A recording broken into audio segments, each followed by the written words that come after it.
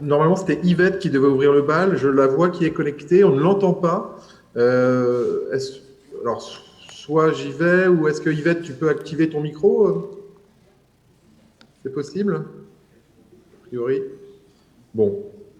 Alors, Bah, écoutez, François, tu es le meneur de bal. alors j'y vais. Ok, très bien. Bon, bah voilà. Bonjour à tous. On vous propose une intervention collective sur la thématique un peu provocante, avec un titre un peu provocateur de bon ou mauvais usage du numérique, et pour s'interroger sur le type de mobilisation des cadres éthiques dans la définition et la régulation des pratiques numériques dans le champ du travail social. Donc, Gaël, si tu veux bien passer à la diapo suivante. Un petit mot de présentation sur notre équipe. Donc, on travaille à Ascoria, qui est un établissement de formation et de recherche en travail social situé en Bretagne, en France. Et dans le cadre de notre structure de recherche, nous avons développé depuis 2017, donc assez récemment, au regard de l'antériorité que nous rappelait Pascal à l'instant, un programme de recherche intitulé Numérique et travail social, qui s'inscrit dans les perspectives de l'inclusion numérique et qui cherche à interroger les mécanismes de production des exclusions et des inégalités numériques, mais aussi à repérer la manière dont les professionnels font émerger des pratiques numériques en contexte professionnel et, le type de conditions individuelles et collectives qui permettent l'appropriation des technologies dans un cadre professionnel, appropriation au sens que lui donne Serge Proux, ou que lui a donné Serge Proux notamment. Et on regarde aussi, on interroge, encore une fois dans les perspectives de l'inclusion numérique, la manière dont les technologies peuvent être mises au service, mobilisées, activées dans leur potentialité d'accroissement du pouvoir d'agir pour les professionnels comme pour les personnes accompagnées, qui désignent en France cette expression personnes accompagnées, les usagers, la clientèle, etc., c'est-à-dire les personnes concernées par l'intervention et le travail des professionnels. Donc Gaël, si tu veux bien passer la slide suivante pour vous présenter les travaux en cours sur lesquels va s'appuyer la réflexion un peu transversale qu'on propose aujourd'hui. Un premier travail a été mené dès 2017 auprès de 11 structures différentes en région Bretagne, où on s'est intéressé aux pratiques numériques des professionnels dans le cadre de l'accompagnement éducatif et social, c'est-à-dire dans la relation d'aide entre des professionnels et des personnes accompagnées, dans le champ du handicap, dans le champ de la protection de l'enfance, jusqu'aux personnes en situation de handicap et aux personnes âgées accueillies dans des structures collectives. Donc, une première étude assez transversale, on s'en dira un mot. On travaille aussi beaucoup plus récemment, dans le prolongement des travaux que présenteront tout à l'heure Gaël et Émilie, une recherche-action dans le cadre de la protection de l'enfance et des situations de placement est mise en place euh, euh, actuellement, et où on travaille plus précisément sur la manière dont les professionnels de la protection de l'enfance s'approprient les technologies numériques dans le cadre de l'accompagnement. Un troisième projet où nous accompagnons des acteurs qui s'investissent et se mobilisent pour penser les questions d'accès aux droits sociaux dans un contexte de dématérialisation, c'est-à-dire tout ce qui touche aux difficultés que peuvent rencontrer les gens dans leur démarche administrative en ligne. Alors, c'est un sujet qui n'est pas que franco-français, il me semble, mais qui touche à cette réalité que, en tout cas en France, la plupart des démarches administratives se font maintenant sur Internet et qu'un certain nombre de personnes, pour différentes raisons qu'on aura peut-être l'occasion d'évoquer, se retrouvent en difficulté pour activer leurs droits, droit au logement, droit à la santé, etc., droit à l'éducation, du fait de leurs difficultés numériques. Et on accompagne des professionnels qui réfléchissent à solutionner ces questions. Et enfin, le quatrième chantier sur lequel Ascoria est positionné, c'est celui de l'évaluation scientifique d'un dispositif qui s'appelle WebWalker et qui est en fait une extension du dispositif Promeneur du Net. De quoi s'agit-il? Des professionnels jeunesse se créent des comptes sur les réseaux sociaux comme Facebook, Instagram ou Snapchat. Et à partir de ces réseaux sociaux, ils interagissent avec leur public, avec les jeunes qu'ils sont censés suivre et accompagner. Donc, on rencontre ces professionnels, ces jeunes et l'encadrement de ces professionnels dans le cadre de cette démarche évaluative.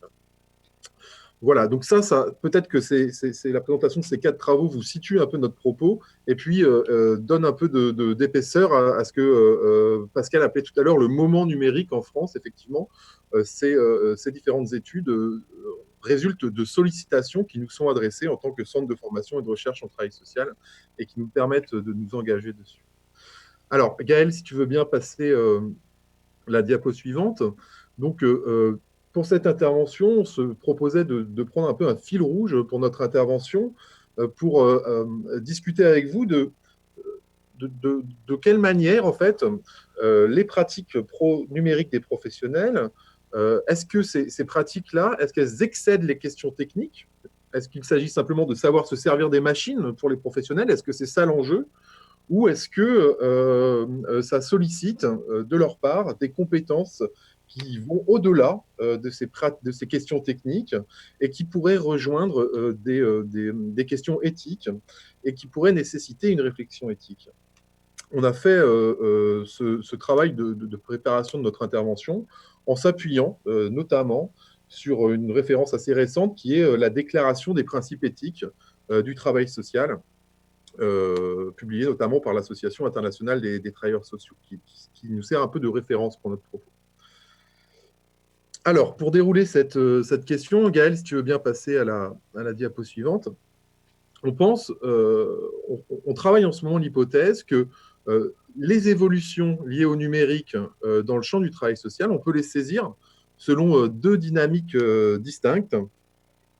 D'abord, d'une part, premièrement, il y aurait l'avènement de la société numérique, telle que l'a définie Compiègne, qui vient actualiser les problématiques sociales qui sont traditionnellement l'affaire du secteur du travail social. Et par exemple, cette société numérique vient redéfinir ou actualiser les conditions de l'intégration et de la participation sociale. On le voit par exemple à travers ces questions d'accès aux droits, mais aussi les exigences, ou en tout cas les impératifs des démarches éducatives, et par exemple des professionnels de la protection de l'enfance qui se voient aujourd'hui bien amenés à s'intéresser aux questions d'éducation aux médias, d'éducation numérique pour les jeunes qu'ils suivent, d'autant plus quand ceux-ci sont en situation de fragilité. Donc une actualisation des problématiques sociales, ouais, merci, qui amène à une évolution des dispositifs et des cadres de référence qui sont mobilisés sur les terrains de pratique.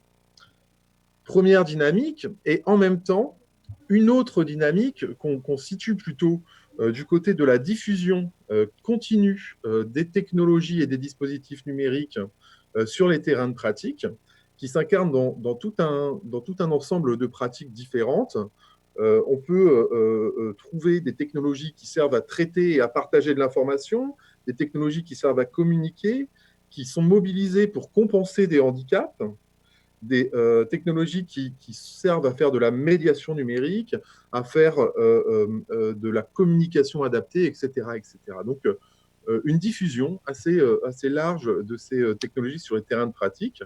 Encore une fois, les travaux de Pascal Plantard ou de Vincent Meyer ou d'autres qui travaillent sur ces questions depuis les années 80-90 montrent bien que ce n'est pas qu'une question entièrement nouvelle, mais on constate une réactualisation de ces questions sur le moment, et qui s'incarne notamment par une vraie réflexion, par ce qu'on appelle une négociation des usages numériques sur les terrains de pratique, c'est-à-dire par un moment où les professionnels se demandent à quelles conditions ces technologies peuvent-elles être mobilisées de manière acceptable et utile dans nos contextes situés de travail. Donc, ces évolutions, on pense qu'elles peuvent être saisies à travers ces 2 types de dynamiques qui sont souvent, bien sûr, entremêlées. Gaël, si on passe à la diapo suivante, s'il te plaît. Pour rentrer un peu dans les détails. Du côté de cette actualisation des problématiques sociales, il nous paraît vraisemblable que selon les terrains, selon les champs d'intervention considérés, handicap, protection de l'enfance, insertion sociale, eh bien, les enjeux les plus prégnants sont perçus de manière différenciée. Lorsqu'on rencontre des professionnels qui s'occupent d'insertion sociale, c'est-à-dire d'accompagner des personnes en difficulté sociale dans leur accès au logement, dans leur accès à l'emploi, etc., c'est certainement les enjeux liés à la dématérialisation des aides sociales qui sont les plus prégnantes et pour qui les questions de numérique vont être synonymes de dématérialisation. Alors que lorsqu'on rencontre des professionnels qui sont plutôt dans le champ de la protection de l'enfance, ce sont plutôt les enjeux liés à l'éducation aux médias, à l'éducation à l'information, qui sont synonymes de numérique et travail social. Donc, ça nous invite, on pense, à adopter un découpage en fait, du champ du travail social en regardant un peu précisément en fonction des champs d'intervention des publics concernés, quels sont les enjeux qui agissent véritablement sur ces questions. Deuxième point qui nous semble important à pointer, mais que Pascal a abordé tout à l'heure, il y a de ce qu'on peut observer de notre place, une permanence de certains mythes technologiques dans le champ du travail social. Pascal en a parlé, le mythe de la fracture numérique comme d'un fossé à combler entre ceux qui pratiquent et ceux qui ne pratiquent pas, est très structurant dans la manière dont les professionnels abordent ces questions, alors qu'il paraît quand même assez acquis. On peut très bien être équipé, connecté et avoir des pratiques numériques régulières et pour autant se trouver en difficulté face à un certain type de pratique et à un certain type d'usage. Le mythe des digital natives, hein, qui confère effectivement aux plus jeunes d'entre nous, c'est-à-dire ceux qui sont nés après 90, une aisance naturelle dans les pratiques, et aussi contredit par les différentes enquêtes de terrain. Et on voit bien qu'on peut être très à l'aise avec YouTube, très à l'aise avec Facebook, et pourtant être en grande difficulté lorsque, arrivé à l'âge adulte et l'entrée dans l'enseignement supérieur, on nous demande d'utiliser des mails, etc. etc. Donc, ça aussi, c'est un mythe technologique qu'il conviendrait de pouvoir dépasser. Voilà. Du côté de la diffusion des technologies sur les terrains de pratique, on observe une grande hétérogénéité en fonction des institutions considérées. Il existe des lieux accueillant des jeunes dans le cadre de la protection de l'enfance qui ne sont effectivement ni équipés ni connectés à Internet. Et puis d'autres lieux comme celui dans lequel on mène actuellement une recherche-action où le Wi-Fi est garanti pour tous les jeunes et les pratiques numériques sont complètement intégrées à l'accueil et à l'accompagnement. Cet exemple est aussi valable dans d'autres champs comme celui du handicap ou de l'insertion. Donc, en fonction des structures considérées, on trouve des niveaux d'équipement, de connexion et de réflexion autour des pratiques numériques qui est très hétérogène. Donc, un moment numérique, comme on disait avec Pascal en France, mais qui ne correspond pas du tout à une montée homogène du niveau d'équipement et de pratique dans notre pays et dans notre territoire d'observation. Enfin, on s'aperçoit aussi que les professionnels sur les terrains de pratique peuvent mobiliser des dispositifs, des équipements qui ont été conçus sans eux. C'est quelque chose d'assez fréquent. Des logiciels métiers, des systèmes d'information, voire des systèmes permettant de rentrer des données concernant les usagers qui ont été conçus à l'extérieur des institutions, voire parfois sans du tout consulter ou associer les professionnels et les personnes concernées, c'est-à-dire les utilisateurs finaux. Et il paraît assez clair qu'un certain nombre de mouvements ou de réactions de résistance à la technologie, de non-usage ou d'usage limité de la technologie, peut être lié au fait que les questions pratiques et éthiques que soulèvent les travailleurs sociaux n'ont pas du tout été assumés par les concepteurs. Ça, c'est quelque chose d'assez... Donc voilà un peu pour dresser l'état des lieux. Je voudrais poursuivre mon propos en parlant un peu plus de la pratique des professionnels, la pratique des professionnels au quotidien, en fait, dans l'accompagnement. On a interrogé un certain nombre d'entre eux dans le cadre de l'étude que j'évoquais tout à l'heure en 2017 et 2018, en leur demandant mais quel type de pratique numérique vous avez au quotidien dans l'accompagnement des usagers. Alors du coup, si Gaël, tu veux bien montrer la diapo précédente, on a construit cette typologie qui montre une espèce d'évidence. François, il reste 5 minutes. Ouais, c'est parfait, Merci. super. On a montré, enfin, on pense que les pratiques numériques des professionnels, elles mobilisent au moins 4 types de cadres d'activité qui ne se limitent pas aux pratiques informatiques. Hein, vous voyez dans cette petite matrice que les petites bulles au centre, ce sont des exemples de pratiques qui peuvent être ceux des professionnels du travail social qu'on a rencontrés. Et puis, les grands axes montrent un peu le type de logique auquel ces pratiques se réfèrent. On en a identifié 4. La logique d'informatisation.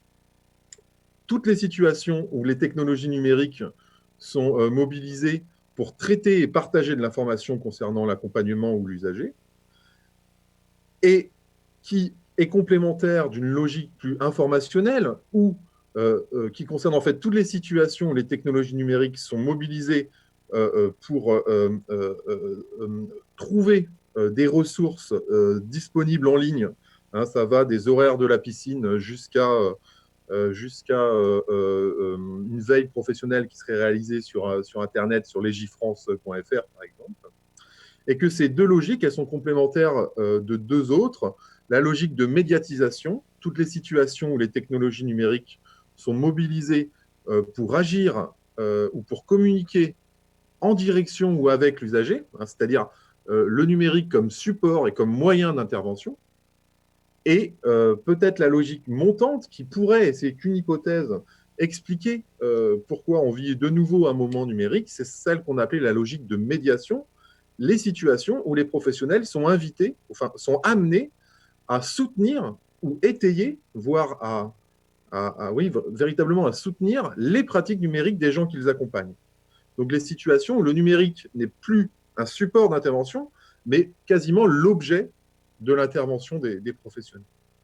Donc, 4 logiques concurrentes qui nous ont amenés à affirmer bah oui, que tout ça n'est pas qu'une affaire d'informatique. Merci Gaël, tu peux passer à la slide, j'accélère un petit peu vu que le temps, je me suis montré très assuré, mais le temps passe vite quand même. Donc, ces 4 logiques montrent que... 2 minutes oui, 30. Très bien, merci. Tic-tac, tic-tac. Regardez de près, faire ce découpage à la fois par secteur d'intervention. Peut-être Pascal nous dira tout à l'heure qu'il est nécessaire de faire ce découpage aussi par type de diplôme, type de professionnel dans leur rapport au numérique, comme ce que je viens de vous proposer, de regarder très précisément dans la pratique quotidienne à quoi servent ces technologies, amène à penser que le numérique dans le champ professionnel soulève des enjeux multiples, dont je vous propose une petite liste non exhaustive à la Prévert, qui va du traitement et du partage des données personnelles des usagers et les questions de secret professionnel partagé, de confidentialité, jusqu'à l'évolution des compétences numériques dans un contexte où les demandes d'aide numérique et de médiation numérique à destination des professionnels formulées par les personnes accompagnées se font de plus en plus pressantes.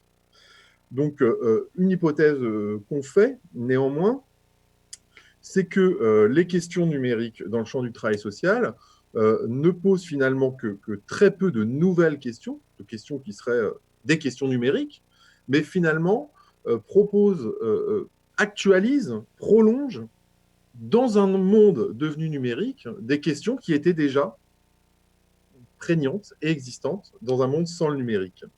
Et on propose une petite référence, effectivement, à la déclaration des principes numériques que je citais tout à l'heure, qui propose à l'intitulé 8 Usage éthique de la technologie et des médias sociaux, de considérer que, voilà, que tous les principes éthiques énoncés plus haut s'appliquent aussi dans les pratiques numériques, et on est raccord avec cette question. On pourrait même interroger, est-ce qu'il était nécessaire d'affirmer des usages éthiques de la technologie comme on affirmerait des usages éthiques des cahiers ou des stylos. Enfin, la question, c'est bien celle du contexte, de l'environnement technique qui est celui aujourd'hui des travailleurs sociaux.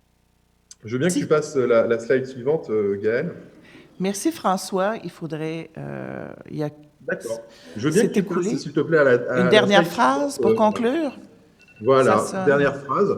On pense que dans ce qu'on a pu observer sur le terrain, que les groupes d'analyse de pratique, les comités de réflexion éthique, lorsque ces groupes et ces instances se saisissent de questions liées à la pratique numérique, ça a un effet vraiment intéressant qui est celui de contribuer à sortir d'une forme de déterminisme technique qui fait qu'on s'intéresse en général à ces questions que sous une forme de déterminisme technique, c'est-à-dire quels sont les effets, quels sont les impacts, qu'est-ce que ça fait, alors que certainement la question n'est pas tant qu'est-ce que ça nous fait, mais qu'est-ce qu'on va en faire, à quelles conditions, comment on va ensemble définir les conditions utiles, acceptables, désirables d'utilisation des technos dans notre champ professionnel, et comment ça, on va le faire aussi en associant, en sollicitant, en interrogeant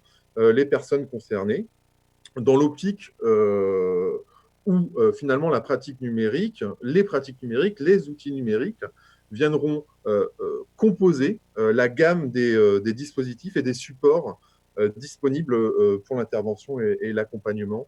Et voilà, j'en ai fini. Je vous remercie de votre attention et désolé si j'ai un peu dépassé le temps. Merci, François. Merci à Yvette aussi qui est là. Oui, tu dois certainement être un peu frustrée parce qu'elle avait réussi à se connecter, mais elle n'a pas réussi à prendre la parole. Mais voilà, elle a dû nous quitter pour aller faire une activité d'enseignement. Je vous transmets son grand bonjour. Yvette, on pense à toi. Effectivement,